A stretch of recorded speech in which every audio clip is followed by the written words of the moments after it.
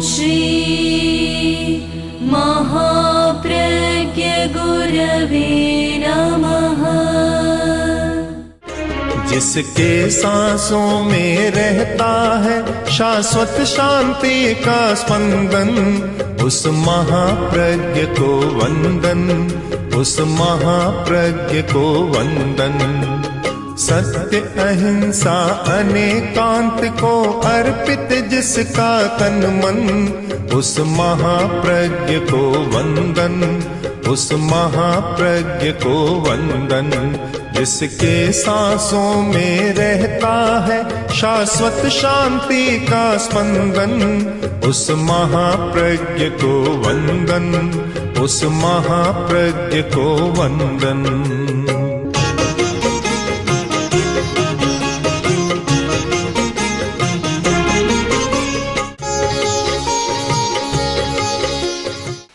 एक बार आचार्य तुलसी के पास एक साधु साधियों की गोष्ठी थी। गोष्ठी में यह प्रसंग आया कि एक तो उलाहना देने की धारणा है और एक समझाने की धारणा है। कठोर व्यवहार की धारणा है और मृदु व्यवहार की धारणा है। गुरुदेव ने कहा कि मेरा अनुभव यह है कि जो बात मृदुता से, कोमलता से, मिठास से कही जाती है वह बात तो मान्य हो जाती है, और कठोरता से जो बात कही जाती है वह मान्य भी नहीं होती, प्रतिक्रिया और पैदा करती है। परंतु आदत है, गुरुदेव ने कहा कि हमारे साधु साधियों में भी आदत है कि कड़ाई से बात को कहना पसंद करते हैं कि कड़ाई से कहो, कठोरता से कहो। कोमलता का अभ्यास कम है, जो कि बहुत जरूरी है।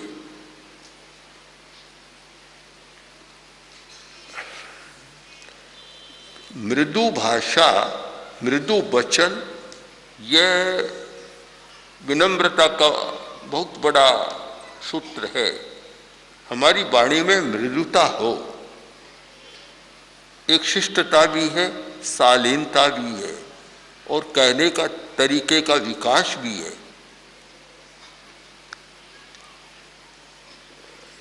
हमने देखा है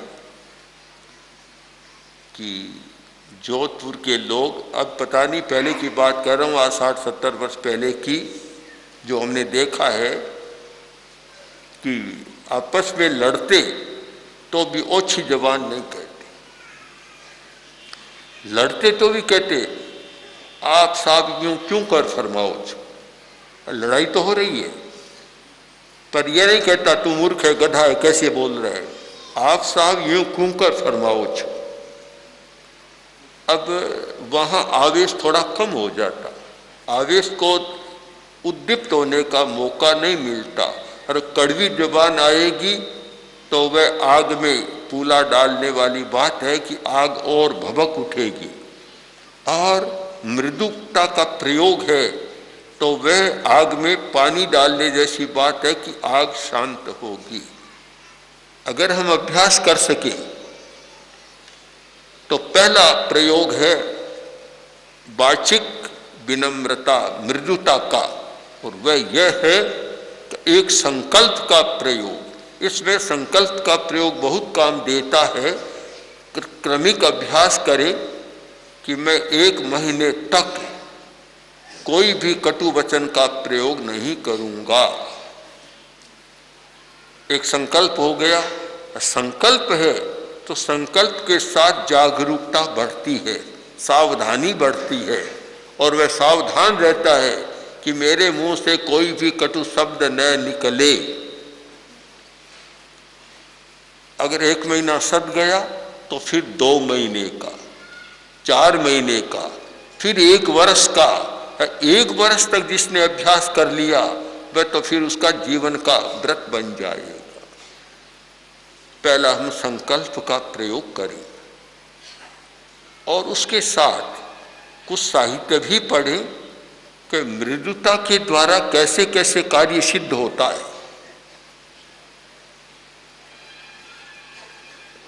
सर्विस करना है किसी के पास, और जाकर अकड़न में बोलेगा तो पहले ही छुट्टी कर देगा, रखेगा ही नहीं। और वही मृदुता से बात कहेगा, विनम्रता से, तो कभी कभी ऐसा होता है कि इतनी विनम्रता से बात बोलता है तो जरूरत नहीं है तो भी उसको रख लेता है। एक पुराने जमाने की बात है, एक सेठ, बड़ा धनी सेठ था, उसके पास एक राजपूत ठाकुर साहब आए। नौकरी की जरूरत थी, आए और सेठ ने पूछा कि क्यों आए हो? मैं आपकी सेवा में रहना चाहता हूं। सारी बात की, इतनी मधुरता के साथ बात की कि सेठ उनकी वाणी की मधुरता से मुग्ध हो गया और उन्हें रख लिया, जबकि आवश्यकता नहीं थी आदमी की, रख लिया। उसने पूछा कि सेठ जी, चाकरी सेवा क्या है, क्या काम करूं? देखिए ठाकुर साहब, कोई और काम नहीं है तो आप मुझे पानी पिला दिया करें। काम सौंप दिया। अब उसका राजपूत भाई का व्यवहार इतना मधुर, वाणी इतनी मधुर थी कि सेठ कभी अलग छोड़ता ही नहीं, अब निरंतर अपने साथ रखता। एक बार यात्रा पर जा रहा था सेठ, साथ में ठाकुर साहब भी थे। पुराने लोग जब यात्रा पर जाते तो पानी का वह घट जारी रखते थे, जारी। तो पानी था, रास्ते में पानी पूरा हो गया। अब गर्मी का मौसम था, पानी की जरूरत थी। तो ठाकुर साहब ने कहा, सेठ जी मैं थोड़ी देर गांव में जाकर आता हूँ। क्यों? कि पानी की जरूरत है, और कुआं सामने दिख रहा है, मैं जाकर अभी आ जाऊंगा। वहां गया, जैसे ही कुएं के पास गया और लोगों ने कहा, अरे कहाँ जा रहे हो? कि पानी लेने जा रहा हूँ। भूल मत करना, इस कुएं पर जो गया वह वापस नहीं आएगा, यहाँ तो मृत्यु निश्चित है, तुम यहाँ मत जाना। उसने कहा, अभी मुझे जरूरत है, मैं तो डरता नहीं हूँ, राजपूत हूँ, डरता नहीं हूँ, क्षत्रिय हूँ, और मौत आएगी तो देखूंगा, सामना करूंगा, कोई बात नहीं। मनाई करते करते भी वह तो चला गया। ऊपर गया, कुएं से पानी निकाला, और पानी निकाला, इतने में ही एक प्रेत आत्मा सामने आकर खड़ी हो जाती और वह बोली कि पानी ले रहे हो यहाँ से? हाँ। तुम जानते नहीं कि यहाँ से पानी लेने वाला जब मेरे प्रश्नों का उत्तर न दे तब तक जा नहीं सकता। मेरे 2 प्रश्न हैं। बोलो कि पहला प्रश्न तो ये बोलो, मैं कैसा लग रहा हूं? तो ठाकुर साहब ने कहा कि देव, ये कौन सा प्रश्न आपका? जैसे इंद्र अपने आसन पर बैठकर लगता है तो आप अपने आसन पर बैठकर लगते हो। ये नहीं कहा कि भद्दे लग रहे हो, खराब लग रहे हो। सारा देवता प्रसन्न हो गया। दूसरा प्रश्न, हाथ में था शस्त्र हड्डियों का, ये कैसे लग रहा है? कि जैसे इंद्र के हाथ में अपना अस्त्र वज्र, वैसे ही आपका अस्त्र आपके हाथ में वज्र है। दोनों प्रश्न सुनार खुश हो गया। बोला कि तुम पानी ले सकते हो, और तुम्हारी मधुर वाणी पर मैं इतना मुग्ध हूं, मैं तुम्हें कोई वर देना चाहता हूं, मांगो, कोई बात मांगो, मैं देना चाहता हूं। तो ठाकुर बोला कि दिव्य आत्मन, मुझे कोई जरूरत नहीं है, मैं तो एक बात मांगना चाहता हूं कि यहाँ कोई पानी लेने आते हैं और आप उसे मार देते हैं, इसे बंद कर दें बस। क्यों मारते हैं आप? तो बोला तुम जानते नहीं हो मैं क्यों मारता हूँ। जो ही पानी लेने आता है मैं 2 प्रश्न पूछता हूँ, मैं कैसा लगता हूँ, तो आने वाला कहता है बहुत चुड़ैल भद्दा लग रहा है, और मेरे हाथ में कि ये तो हड्डियों का भद्दा शस्त्र तुम्हारे हाथ में है, ऐसा उत्तर मिलता है, मैं उसकी हत्या कर देता। तो उस ठाकुर साहब ने कहा कि दिव्य आत्मन, आप मुझे वरदान देना चाहते हैं तो मैं यही वरदान मांगता हूं कि अब कोई भी कुएं पर पानी लेने आए आप उसे दर्शन न दिया कर। कह दिया, बात हो गई और नीचे उतरा। गांव वालों ने कहा रे वहां जाकर कैसे आ गया, वहां मरता है कैसे आ गया? तो उसने कहा तुम अपने अज्ञान से मरते हो, तुम कटु वचन का प्रयोग करते हो इसलिए मरते हो। अगर मीठा बोलना सीख जाओ तो मरने की कोई बात ही नहीं है। सारी बात सुनाई और कहा अब निश्चिंत रहो, अब तुम पानी भर ला सकते हो, न तो तुम्हें वह देवता दर्शन देगा, न पूछेगा, न तुम्हारी हत्या हो। तो एक वाणी का ऐसा जादू है। लोग कहते हैं जादू, मैंने तो ये देखा है कि जो बोलना जानता है मधुरता है, ऐसा जादू है कि आज वशीकरण मंत्र से भी ज्यादा वशीकरण है, अपने वश में कर लेता है वाणी के कारण। तो हम इसका अभ्यास करें। पहला प्रयोग यह होगा कि मधुर बोलने का अभ्यास, और वह उसके लिए संकल्प का प्रयोग। संकल्प करें, 1 महीने का चाहे 1 दिन से शुरू करें, आज मैं कटु वचन का प्रयोग नहीं करूंगा। चाहे कोई स्थिति आ जाए, दूसरा सामने आकर छेड़छाड़ करे, कटु वचन कहे, कुछ भी करे, पर मैं कटु वचन नहीं बोलूंगा। 1 दिन का अभ्यास, फिर दूसरे दिन का अभ्यास। यह भावना का प्रयोग है, संकल्प का प्रयोग। और भावना का मतलब होता है पुनः पुनः प्रवृत्ति अभ्यास है। अभ्यास का बार बार उसकी आवृत्ति करना। तो हम जब बार बार आवृत्ति करते हैं हमारा अभ्यास होता है। एक अभ्यास तो यह है कि कोई सामने आकर कड़वी बात कहे तो एक ही जगह 2 सुनाना। बहुत लोगों की ये गलत धारणा होती है कि एक कोई बात कहे तो मैं ऐसी 2 सुनाऊंगा फिर मुझे कभी कहेगा नहीं। इस गलत धारणा के कारण कटु संबंध हो जाते हैं। फिर कहेगा क्या, फिर सारे संबंध ही टूट जाते हैं। और इस धारणा को बदले, सम्यक दर्शन का, सम्यक दृष्टिकोण का निर्माण करें कि एक व्यक्ति कटु वचन कहता है तो मैं मधुरता का प्रयोग करूंगा, मेरा संकल्प है, दृढ़ निश्चय है। तो सामने वाला कब तक कहेगा? 1 दिन कहेगा, 2 दिन कहेगा, बाद में वह नहीं कहेगा। ठीक वह संस्कृत का वाक्य बड़ा अनुभव का वाक्य है कि अत्रिणे पतितो बन्ही स्वयमेवोपशाम्यति। अग्नि चिंगारियां हैं, वे किसी घास पर जाकर पड़ती है तो लाल लग जाती है, आग भभक उठती है। और बालू रेत पर जाकर पड़ती है तो अपने आप बुझ जाती है। अत्रिणे पतितो बन्ही स्वयमेवोपशाम्यति, स्वयं उपशांत हो जाती है। तो 2 व्यक्ति है और 2 व्यक्तियों में कलह है, कटुता ये होता है। अगर एक व्यक्ति 2 में से मधुरता का प्रयोग करने वाला हो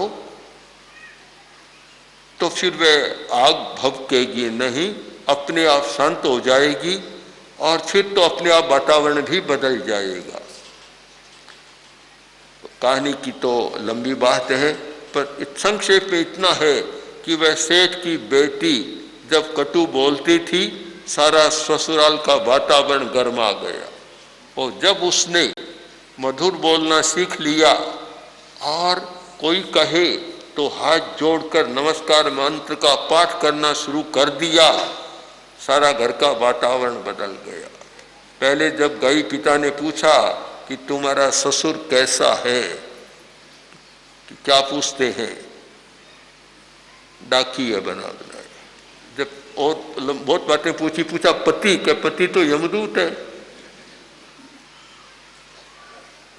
और जब परिवर्तन हुआ और जब पिता ने फिर पूछा कि तुम्हारा ससुर,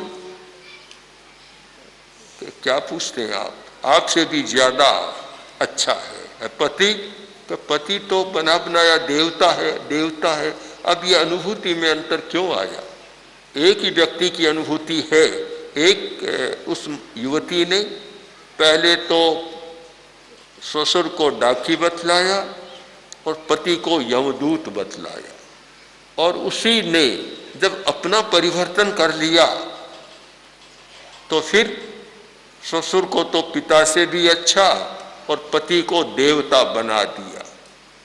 ये अनुभूति का अंतर क्यों? कि आदमी के व्यवहार के आधार पर अंकन का भी अंतर होता है।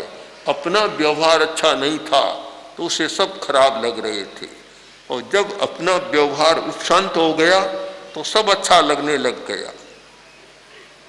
तो इस पर हम विचार करें, संकल्प का प्रयोग करें। बड़ा महत्वपूर्ण है संकल्प। और हमने ये देखा है कि परिवर्तन के लिए अनुप्रेक्षा शायद सबसे अधिक कारगर है। अनुप्रेक्षा से बहुत परिवर्तन होता है, और अनुप्रेक्षा से परिवर्तन होता है ये आगम से भी सिद्ध है। अनुप्रेक्षा के बारे में जो उत्तराध्ययन में बतलाया गया बड़ा महत्वपूर्ण सूत्र है कि तिब्बाणुभावो मंदानुभावो करे।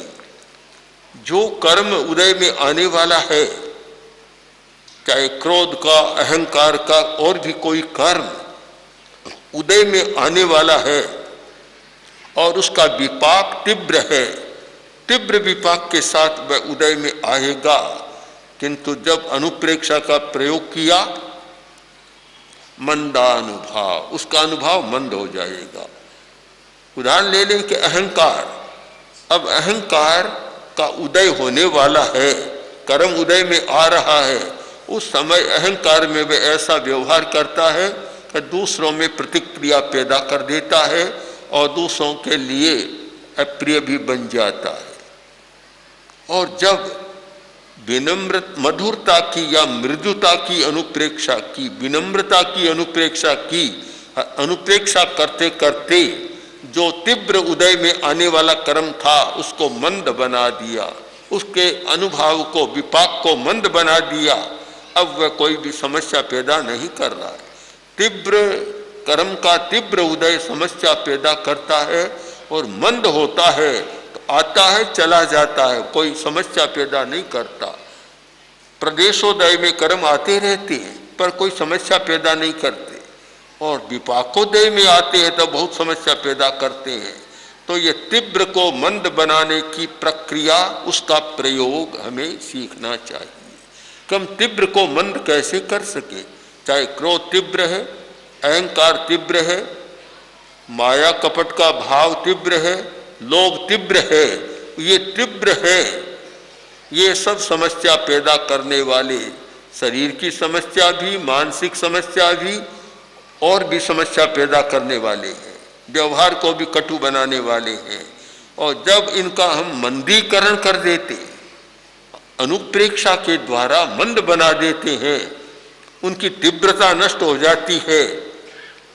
करेले को इतनी धुलाई की कि कड़वाहट उसकी नष्ट कर दी।